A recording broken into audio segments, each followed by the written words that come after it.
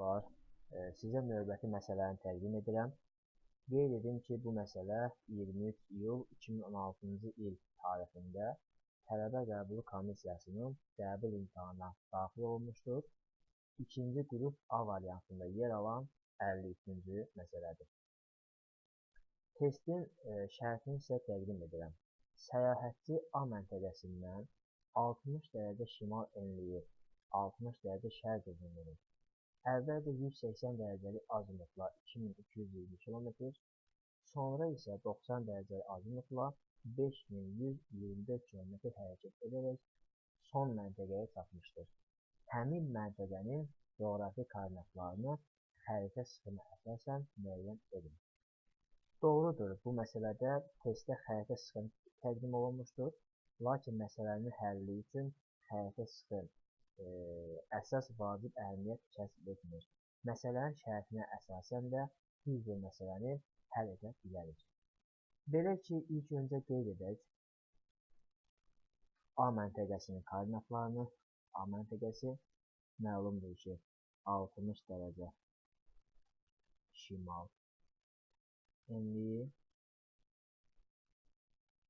60 dərəcə şərq uzunluğunda yerləşir.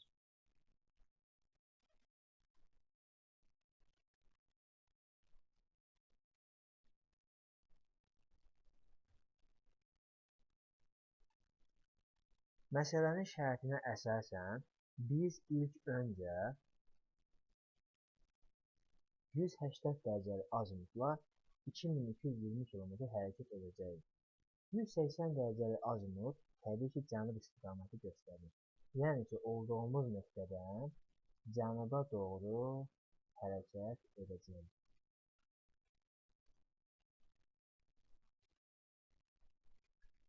Və 2220 km hərəkət edəcəyik. Məlumdur ki, meridian boyunca, yəni meridian üzərində bir hərəkət ediriksə, 1 dərəcəlik yolumuz 111 km bərabərdir. A məntəqəsindən 180 dərəcə azimutla 2220 km yol gedəcəksə, bu yolun uzunluğu, yəni dərəcəyə çevirsək, 2220 bölünsün 111 bərabərdir 20 dərəcə alacaq. Deməli, biz A məntəqəsindən cənuba doğru 20 dərəcə hərəkət etdik. A məntəqəsi 60 dərəcə şimal enliyindədir. Deməli, biz hansı məntəqəyə gəlib çıxdıq? 60 dərəcədən 20 dərəcə çıxanda artıq buradakı məntəqəmizin nömrəsi 40 dərəcə şimal enliyidir. Məsələnin şərtinə əsasən biz bu nöqtədən 90 dərəcəlik azimutla daha 5124 km hərəkət edib son məntəqəyə çatacağıq. Dostlar, diqqətli olaq. İlk öncə deyək ki, 90 dərəcəlik azimut şərq istiqaməti göstərir. Biz bunu qeyd edək. Qeyd etdik. Deyək ki, bu məntəqə B məntəqəsidir.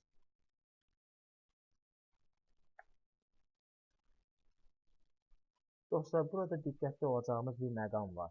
Diqqət etdiksə, biz A məntəqəsindən cənuba gələrkən 40 dərəcəlik paralellə gəlib çıxdıq. 40 dərəcəlik enlikdə 1 dərəcəlik qövsün uzunluğu 1285,4 km bərabərdir. Diqqət edək, 90 dərəcəlik azimutla 5124 km hərəkət edib. Neçə dərəcə hərəkət etmiş oluruq? Bunun üçün 5124-ü 85,4-ə bölürük. Nəticədə alırıq 60 dərəcə.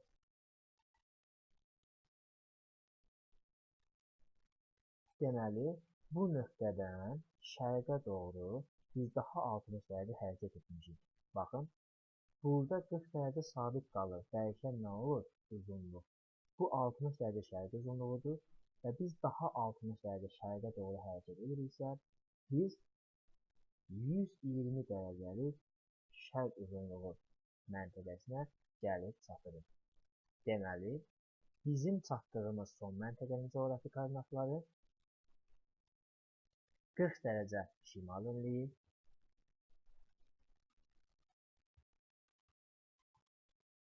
və 120 dərəcə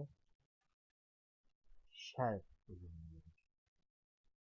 Və beləliklə bizim cavabımız cavab variantlarında Y variantında öz əksini tapmışdır.